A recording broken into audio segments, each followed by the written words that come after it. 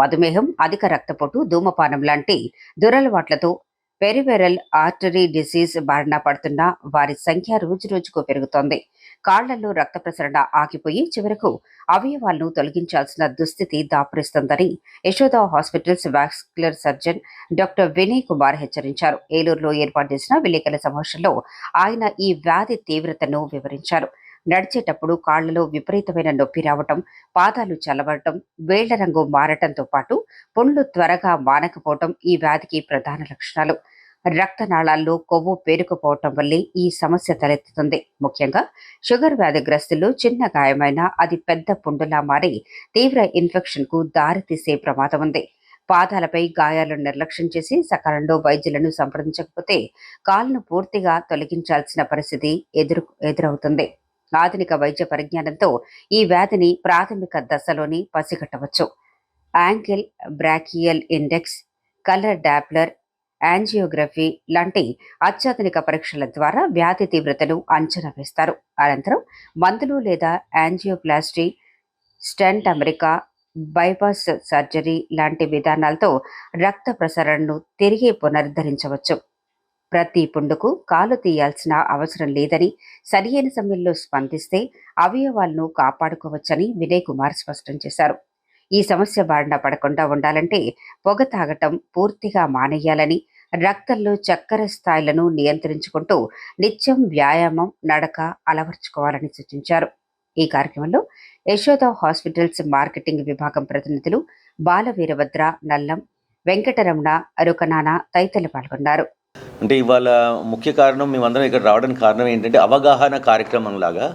మెయిన్గా prevention is always better than cure అంటాం కదా. అలాగని ఇప్పుడు ఆర్థోపెడిక్ సర్వీసెస్ ఇప్పుడు మేము అన్ని రకాలు చేస్తున్నాము. సింప్లెస్ట్ ట్రీట్మెంట్, దాని నుంచి మోర్ కాంప్లెక్స్ సర్జరీస్. ఇప్పుడు కామన్గా మనం చూసుకుంటే ఇప్పుడు ఏంటంటే మోకాళ్ళ మార్పిడి చాలా సహజం అయిపోయింది అందరికీ. సో దాంతో ఏంటంటే అందరికీ భయం, అది ఆపరేషన్ చేసుకుంటే నడవలేనేమో, అది నెల రోజులు బెడ్ రెస్ట్ తీసుకోవాలి, బాగా నొప్పులు ఉంటాయంట, చాలా ఫెయిల్ అవుతూ ఉంటాయంట అని. ఒకటి మనం గుర్తుపెట్టుకోవాలి ఏంటంటే అండి, ఇది తప్పదు. ఇప్పుడు మనం విమానం చూసాం, విమానం కూలిపోద్దో కాలిపోద్దో అవ్వచ్చు, అది కూడా. కానీ అందరూ ఎక్కుతున్నారు విమానం, ఎందుకంటే అది లేనిది మన జీవితం ముందుకు సాగదు. అలాగనే ఇది కూడా ఛాన్సెస్ ఆఫ్ ఫెయిల్యూర్ 100లో 1, 2. ఇప్పుడు నేను ఆల్మోస్ట్ ఒక 9,000 మోకాళ్ళ మార్పిడి చేశాను. సో మా చేతుల్లో ఛాన్స్ ఆఫ్ ఫెయిల్యూర్ తక్కువ, అంతేగాని ఉండదని ఎప్పుడూ చెప్పము.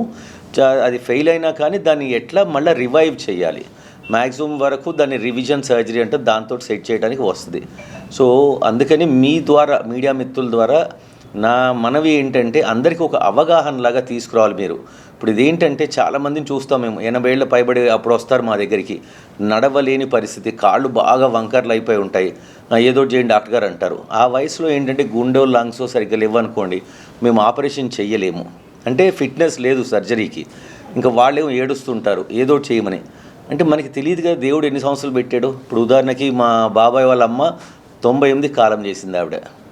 సో అంటే మనం చూడాల్సింది ఏంటంటే క్వాలిటీ ఆఫ్ లైఫ్, ఇది చాలా ముఖ్యము. అందరికీ అది ఫస్ట్లో అర్థం కాదు. 70 ఏళ్ళు 65 ఏళ్ళు ఉన్నప్పుడు నడుస్తుంది లేదా ఎక్కువ రోజులు ఉంటానా, నేను ఉండను కదా, ఇవన్నీ అపోహలు అట్లానే ఉండిపోతారు. అది కామన్గా ఏంటంటే సొసైటీలో మనకు కామన్గా చూసేది ఇది. అంటే యాక్సెప్టెన్స్ ఫస్ట్ ఏంటంటే నాకేం కాదులే, లేదంటే నేను అప్పటిదాకా ఉండను, ఇవన్నీ. ఇప్పుడు మనం చూస్తే ప్రపంచంలో 33 లక్షల ఆపరేషన్లు అవుతున్నాయి సంవత్సరానికి. అదే భారతదేశంలో ఫస్ట్లో చాలా తక్కువ ఉండేవి, ఇప్పుడు ఆల్మోస్ట్ 3.5 లక్షల ఆపరేషన్లు అవుతున్నాయి. అంటే రాను రాను ఇప్పుడు ప్రజల్లో కూడా అవగాహన వస్తుంది, ఇది తప్పదు అనే ఒకటి. రెండోది ఏంటంటే ఇది చాలా సక్సెస్ఫుల్ ఆపరేషన్ అని. సో ఈ రెండు వల్ల ఈ మోకాళ్ళ మార్పిడి అనేది మనం చూస్తే భారతదేశంలో గత 10 సంవత్సరాల్లో చాలా సక్సెస్ఫుల్గా చేయబడుతున్నాయి. ఇప్పుడు మేము ఇక్కడ ఇవాళ ఉన్నది ఎందుకు అంటే ఇప్పుడు దీంట్లో కూడా ఇంకా లేటెస్ట్గా వచ్చాయి.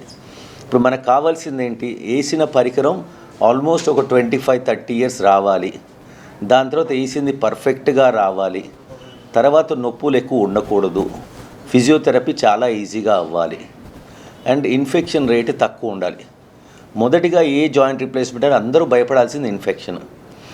ఇప్పుడు మనకేం చెప్తారు, ఇప్పుడు కొన్ని హాస్పిటల్స్లో లేదు నేను చాలా తక్కువలో చేసేస్తాను వచ్చేయండి అంటారు. అది ఎందుకు అంటే కటింగ్ ద కార్డర్స్ అంటారు. అంటే ఏదైతే ఇంపార్టెంట్ మేము ఏంటంటే ఆపరేషన్ థియేటర్ స్టెరిలిటీ కానీ, దాని మెయింటెనెన్సు, దాని తర్వాత మేము చేసే వాడే పదార్థాలు కానీ చాలా స్టెరైల్గా వాడతాం కాబట్టి కొంచెం ఖర్చు మామూలు కన్నా కొద్దిగా ఎక్కువ అవ్వచ్చు. కానీ మనం లాంగ్ రన్ చూసుకుంటే ఇన్ఫెక్షన్ ఒక్కసారి వచ్చిందంటే దానికి 5 రెట్లు ఖర్చు పెట్టాలి.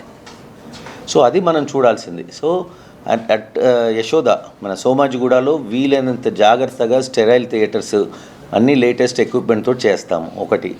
రెండోది ఏంటంటే రోబోటిక్ సర్జరీ. ఇప్పుడు లేటెస్ట్గా వచ్చింది రోబోటిక్స్.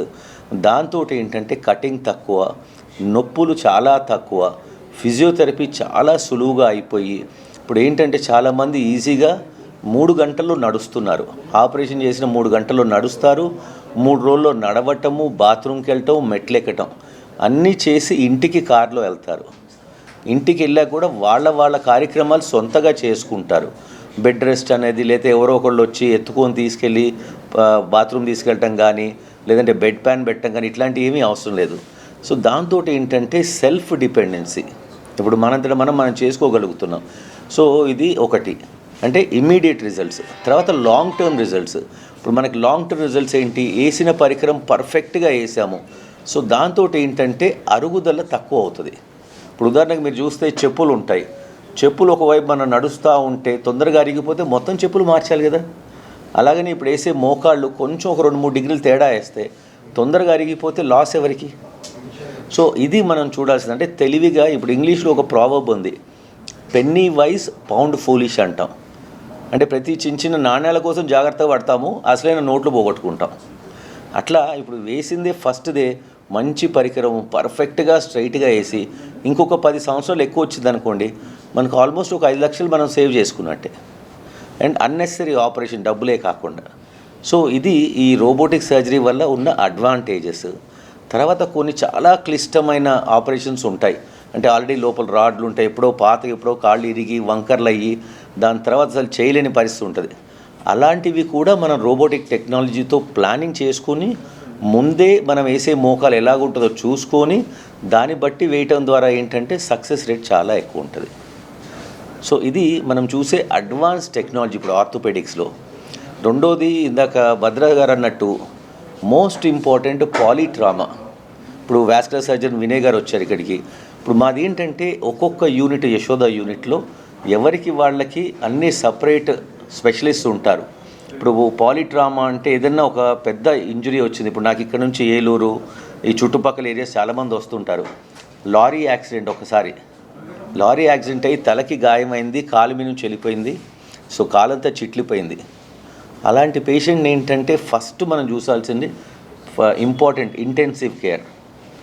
అండ్ ఆల్మోస్ట్ ఇంపార్టెంట్ మీరు అందరూ గుర్తుపెట్టుకోవాల్సింది ఏంటంటే ఫస్ట్ ప్రైమరీ ఇన్సల్ట్ అంటే తగిలిన దెబ్బని దాంట్లోంచి పేషెంట్ నుంచి మెల్లగా బయటికి తీసుకురావడం. అంతేగాని లోపల తీసుకెళ్ళిపోయి వెంటనే ఆపరేషన్ చేసేసి అన్నెసరీగా సెకండరీ ఇన్సల్ట్ చేయకూడదు.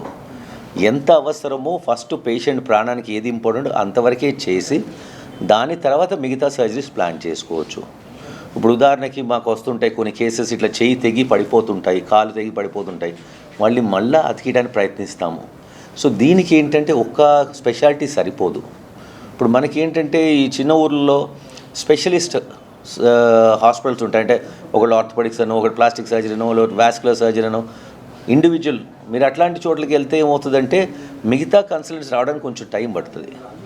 వెరాజ్ ఇప్పుడు యశోద లాంటి సూపర్ స్పెషాలిటీ హాస్పిటల్ ఏంటంటే మీకు మీరు లోపల క్యాజువల్ ఎంటర్ అవుతుంటేనే ఆల్మోస్ట్ స్పెషలిస్ట్ ఉంటారు. ఇంకా సీనియర్ మోస్ట్ కన్సల్టెంట్స్ రావాలంటే 15 మినిట్స్లో అందరూ వచ్చేసి ఉంటారు. సో అది కూడా చాలా ఇంపార్టెంట్ మనకి. ఇప్పుడు ఏంటంటే వాస్కులర్ సార్ చెప్తారు, ఇప్పుడు ఏంటంటే ఇంజురీ నుంచి వితిన్ 6 అవర్స్ లోపల మనము ఏదన్నా అవయవానికి ఛాన్స్ ఇవ్వగలము. అది దాటిపోయిన తర్వాత మనం ఏం చేసినా అతుక్కోదు. సో అందుకని ఇట్లాంటి పాలీట్రామా అన్నీ కలిపి ఒకటే అంబ్రెల్లా ఉంటే ఏమవుతుందంటే పేషెంట్కి లాభము. ఖర్చు అవుతుంది కొద్దిగా, మనం బయటతో కంపేర్ చేసుకుంటే ఒక పాలు ఎక్కువైనా మనకి ప్రాణం కానీ చెయ్యో కాలో మిగులుతుంది. అది ముఖ్యం మనకి. సో ఇలాగే మనము ఆర్థోపెడిక్స్ యశోద సోమాజిగూడలో టాప్ ఎండ్ సర్జరీస్ చేస్తాము. దాని తర్వాత ఈ కీ హోల్ సర్జరీస్ అని, ఇప్పుడు కాంప్లెక్స్ ట్రామా అని, ఇలాంటివన్నీ మ్యాక్సిమం అన్నీ కూడా మీకు ఒకటే అంబ్రెల్లా దొరుకుతాయి. కాబట్టి ఇంక మీరు పెద్దగా కష్టపడాల్సిన అవసరం ఉండదు. 500 మీటర్లు కానీ అంతకంటే తక్కువ నడవడంతోనే పిక్కలు పట్టుకోవడము, పిక్కలు నొప్పి రావడము, లేదా ఒక 10 నిమిషాలు రెస్ట్ తీసుకోవాల్సిన పరిస్థితి రావడం, ఇలాంటివన్నీ జరుగుతూ ఉంటాయి అన్నమాట. ఇదే నొప్పి మెల్లమెల్లగా పెరిగి అసలు నడవలేని సిచ్యువేషన్ రావడము, లేదా చిన్నగా కాళ్ళ వేళ్ళు నలుపు రావడము, మనం గ్యాంగ్రీన్ అంటాం, అలాంటిది నలుపులు రావడము, లేదా ఏదైనా కాళ్ళకు పుండు పడితే పుండు చాలా కాలం వరకు మానకపోవడము, ఇలాంటివన్నీ దీనికి గల సిమ్టమ్స్. సో ఇటువంటివి ఏదైనా జరిగితే ఖచ్చితంగా మీరు ఒక వాస్కులర్ సర్జన్ దగ్గరికి ఖచ్చితంగా వచ్చి చూయించుకోవాలి. చూయించుకుంటే మేము ఫస్ట్ ఫిజికల్గా మనం చూసి అది ఎటువంటి పుండు కానీ లేదా ఎటువంటి నొప్పి అని మనం దాన్ని డిఫరెన్షియేట్ చేసుకొని ఆ తర్వాత కొన్ని పరీక్షలు చేసి మనం డాప్లర్ టెస్ట్ అంటాం, లేదా అంటే పెరిఫరల్ యాంజియోగ్రామ్ అంటాం, ఇలాంటివన్నీ చేసుకొని రక్త సరఫరా ఎలా ఉందో ఫస్ట్ చూసుకొని, ఒకవేళ కనుక రక్త సరఫరా తక్కువ ఉంటే బ్లాక్స్ ఉంటే ఆ ప్రకారంగా మనము ట్రీట్మెంట్ ఆప్షన్స్ ఇస్తాం పేషెంట్కి. అండ్ ప్రతి పుండు ప్రతి నొప్పి ఆపరేషన్ వరకు పోదు. ఫస్ట్ మనం కన్సర్వేటివ్ అంటే మనం మందుల ద్వారా కానీ లేదా మన ఎక్సర్సైజ్ ప్రోగ్రామ్స్ ఉంటాయి, వాకింగ్ ఎక్సర్సైజ్ ప్రోగ్రామ్స్, లేదా ఏదైనా అలవాట్లు ఉంటే అలవాట్లు మానేయమని చెప్పడం కానీ, ఇట్లాంటి లైఫ్ స్టైల్ మోడిఫికేషన్స్ ఫస్ట్ మనం అది చేసి చూస్తాం. ఒకవేళ కనుక అయినా కానీ తగ్గకపోతే దెన్ మనం ఇచ్చేది ఏంది, ఇంటర్వెన్షన్ ఆప్షన్స్ ఇస్తాం. ఇంటర్వెన్షన్స్ అంటే మళ్ళీ 2 రకాలు ఉంటాయి, ఎండోవాస్కులర్ ఉంటాయి, ఓపెన్ ఉంటాయి. సో ఎండోవాస్కులర్ ఎలా ఉంటుంది అంటే ఇప్పుడు ఇంతకుముందు నేను చెప్పాను కదా, హార్ట్కి ఎట్లయితే మనకి యాంజియోప్లాస్టీ స్టంట్ వేస్తారో అదేవిధంగా చిన్న సూది ద్వారా మనకు ఒక వైర్ పంపించి అక్కడ బ్లాక్స్ ఉన్న దగ్గర బెలూన్ యాంజియోప్లాస్టీ చేసి అవసరం ఉంటే అక్కడ ఒక స్టంట్ వేసి రక్త సరఫరా కిందికి పెంచుకుంటాం అన్నమాట. అలా పెరిగినప్పుడు ఏమవుతుందనంటే నొప్పి ఉన్న వాళ్ళకి కానీ లేదా పుండ్లు పడిన వాళ్ళకి కానీ తొందరగా మానే అవకాశాలు ఉంటాయి. అండ్ ఇలాంటిది ముందుగానే మనం కనిపెడితే యూజువల్గా ఈ పెరిఫరల్ వాస్కులర్ డిసీజ్ అనేది అలానే వదిలేస్తే కాలు తీసేసే పరిస్థితికి వస్తుంది. అలాంటిది ముందు జాగ్రత్తగా మనం చూపించుకుంటే కాలు కాపాడుకోగలుగుతాం అన్నమాట. సో ఇది యూజువల్గా ఎవరికి వస్తుంది అని అంటే ఎక్కువ కాలంగా షుగర్ ఉన్న వాళ్ళకి, ఒక 10-15 సంవత్సరాల నుంచి షుగర్ ఉన్న వాళ్ళకి, బీపీ కంట్రోల్లో లేకపోయి ఉన్న వాళ్ళకి, కొలెస్ట్రాల్ ఉన్న వాళ్ళకి, స్మోకింగ్ అలవాట్లు ఉన్న వాళ్ళకి, ఇలాంటి వాళ్ళకి రక్త సరఫరా బ్లాక్ అయ్యే ఛాన్సెస్ ఎక్కువ. సో ఇది మనం ఫస్ట్ ఈ హిస్టరీ అంతా కూడా కనుక్కొని ఈ ప్రకారంగా మనం ట్రీట్మెంట్ ఆప్షన్స్ ఇస్తాం పేషెంట్కి. ఒకవేళ కనుక యాంజియోప్లాస్టీ ద్వారా చేయలేకపోతే మనం ఓపెన్ బైపాసెస్ కూడా చేసుకునే అవకాశం ఉంటుంది. ఒక యంగర్ పేషెంట్కి ఓపెన్ బైపాస్, లాంగర్ లీజన్ అంటే ఎక్కువ పొడుగు బ్లాక్ ఉంది అని అంటే బైపాస్ ఆప్షన్ ఇవ్వడం కానీ ఇలాంటివన్నీ ఉంటాయన్నమాట.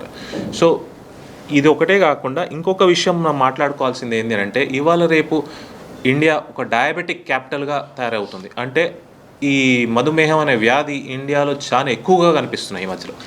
సో ఇటువంటి పేషెంట్స్కి ఏముంటుంది అని అంటే యూజువల్గా పుండ్లు, ఏదైతే కాళ్ళకు పుండ్లు, డయాబెటిక్ ఫుట్ అంటారు కదా, అది మానవ ఒకటి. రెండోది ఏంటంటే ఖచ్చితంగా మోకాళ్ళ కింద ఉన్న రక్త సరఫరా ఉన్న వెజల్స్ అన్నీ బ్లాక్ అయిపోతూ ఉంటాయి. వాటికి ఓపెన్ బైపాస్ చేయడం అనేది చాలా కష్టం. వాటికి ఓపెన్ బైపాస్ చేసినా కానీ సక్సెస్ రేట్ చాలా తక్కువ. ఇలాంటి వాళ్ళకి ఎట్లాగూ మళ్ళీ BP, sugar and kidney problems ఉంటాయి కాబట్టి మినిమల్ ఇన్వేజివ్ ప్రొసీజర్స్ చేయాలి అంటే ఎండోవాస్కులర్ బెస్ట్ ప్రొసీజర్ అనమాట. అంటే మోకాళ్ళ కిందికి కూడా మనం యాంజియోప్లాస్టీస్ చేసుకొని రక్త సరఫరా పెంచుకొని ఆ పుండు మానేలాగా చేస్తాం. ఇవన్నీ చేయడం ఏంది అని అంటే కాళ్ళకు పుండ్లు పడినప్పుడు కాళ్ళు తీసేయకుండా కాపాడడానికి ఇదొకటి. ఇంకొకటి ఏంటి అంటే సార్ చెప్పినట్టు ఎట్లయితే మన కాంప్లెక్స్ ట్రామా గురించి మాట్లాడుకుంటే ఈ మోస్ట్ ప్రాబబ్లీ ఈ యాక్సిడెంట్ కేసెస్ అన్నిటికీ ఆర్థో ఇంజురీస్ అవన్నీ అవుతూ ఉంటాయి, లేదా మనకి నరాలు లేదా మన కండరాలు అన్నీ డ్యామేజ్ అయ్యి వస్తూ ఉంటాయి. చాలా కొన్ని కేసెస్లలో డ్యామేజ్ ఎక్కువ అయిపోయి రక్త సరఫరాకు సంబంధించిన రక్తనాళాలు కూడా డ్యామేజ్ అవుతూ ఉంటాయి. అక్కడ మాత్రం వాస్కులర్ సర్జన్ ఇన్వాల్వ్మెంట్ ఉంటుంది. అక్కడ ఇన్వాల్వ్మెంట్ ఉన్నప్పుడు ఇటువంటి మల్టీ స్పెషాలిటీ హాస్పిటల్స్కి మీరు పాలిట్రామాకి వస్తే ఏంది అని అంటే ఫస్ట్ ఫాస్టర్ యాక్షన్ సార్ చెప్పినట్టు వితిన్ 6 hours వస్తే మనకు బ్లడ్ సర్క్యులేషన్ కట్ ఆఫ్ అయింది అనుకోండి, సపోజ్ మనకు వితిన్ 6 hours వస్తే కింద మజిల్స్ అన్నీ కాపాడే అవకాశాలు ఎక్కువ. ఎట్లయితే 6 గంటలు దాటి పెరుగుతూ ఉంటుందో కొద్దిగా మజిల్ డ్యామేజ్ పెరుగుతూ ఉంటుంది. అండ్ అట్లాంటి వాటికి ఒకవేళ మనం ఫ్యూచర్లో మళ్ళీ రక్త సరఫరా పెంచినా, బైపాస్ లాంటిది ఏదైనా చేసినా కిడ్నీస్ కూడా ప్రాబ్లం అయ్యే అవకాశం ఉంటుంది. సో అతి త్వరగా వస్తే అది కూడా ఒక మల్టీ స్పెషాలిటీ హాస్పిటల్స్ దగ్గరకు వస్తే అన్ని స్పెషాలిటీ, ఒక వాస్కులర్ సర్జన్, ఒక ప్లాస్టిక్ సర్జన్, ఒక ఆర్థోపెడిక్ సర్జన్ వీళ్ళందరూ ఉండి ఇన్వాల్వ్మెంట్ ఉంటుంది కాబట్టి కాళ్ళు కాపాడే అవకాశాలు ఉంటాయి.